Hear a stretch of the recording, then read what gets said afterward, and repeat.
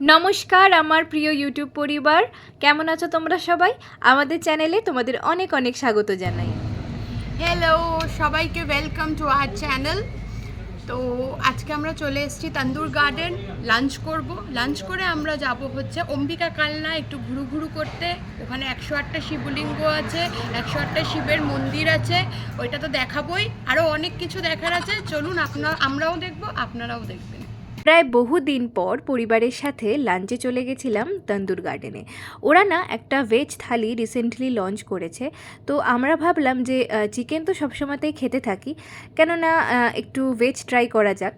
তো একটাই নতুন ভেজ থালি, আর বাকিদের জন্য ওই ডাল, পনির ছিল, স্যালাড ছিল, আর একটা নিরামিষ তরকারি ছিল, ঝুরঝুরে আলু ভাজা ছিল। খুব ভালো খেয়েছি সবাই, আর সবটা মিলিয়ে সত্যি অপূর্ব। আর এই যে ওদের নতুন ভেজ থালি, তো থালিতে একটা সবজি রয়েছে, ডাল রয়েছে, চাটনি, পাঁপড়, যেগুলো তোমরা দেখলে। আর এই যে আমার থালি। তো খাওয়া দাওয়া শেষে এবার আমরা চললাম একটা জায়গায় ঘুরতে। তোমাদের বলেই দিই, সেটা হচ্ছে আমরা যাচ্ছিলাম অম্বিকা কালনা। তো বহুদিন পর যেহেতু লাঞ্চে আমরা বেরিয়েছি, তাই ভাবলাম যে কেননা আর একটু ঘুরেই তারপরে বাড়ি যাব। তো সোজা চলে গেলাম, আর যেতেই মোটামুটি ওই 1.5 ঘন্টা মতো আমাদের লেগেছে। এত সুন্দর রাস্তাটা লাগছিলো যেতে। আর এই যে সামনের গাড়িটা দেখছো, এই গাড়িতে আমার মা রয়েছে, বাবা, আমার এক দাদা, পিস্তত দাদা, ওই গাড়িটা চালাচ্ছে, আর আমার পিসো ছিল। আর এই গাড়িতে, মানে আমাদের গাড়িতে দাদা ড্রাইভ করছিল, আর আমি ছিলাম, আমার এক পিসি আর বৌদি।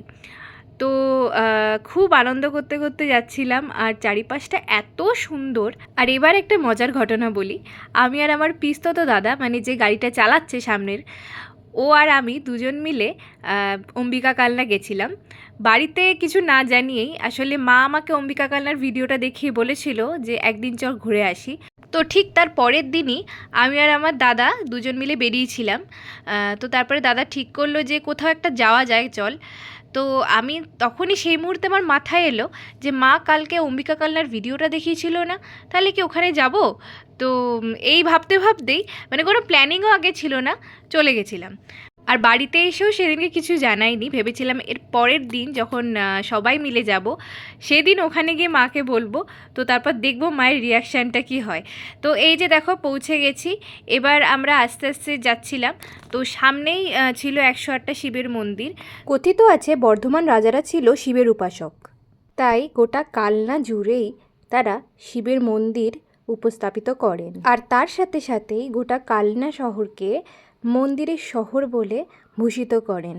এছাড়াও গোটা কালনা শহর জুড়ে আছে প্রচুর কালী মন্দির, যেমন সিদ্ধেশ্বরী কালী মন্দির, সাধন কালীর সাধন কুঞ্জ, আনন্দময়ী কালী, কমলাকান্তের কালী, ভবা পাগলার আশ্রম ইত্যাদি। বলা হয়ে থাকে এই শহরের আরাধ্যা দেবী মা সিদ্ধেশ্বরী, যার পূর্ব নাম ছিল অম্বিকা। তার এই নাম অনুসারে এই শহরের নাম হয় অম্বিকা কালনা। মহারাজা তেজচন্দ্র বাহাদুর 1809 সালে এই 108টি শিব মন্দির প্রতিষ্ঠা করেন।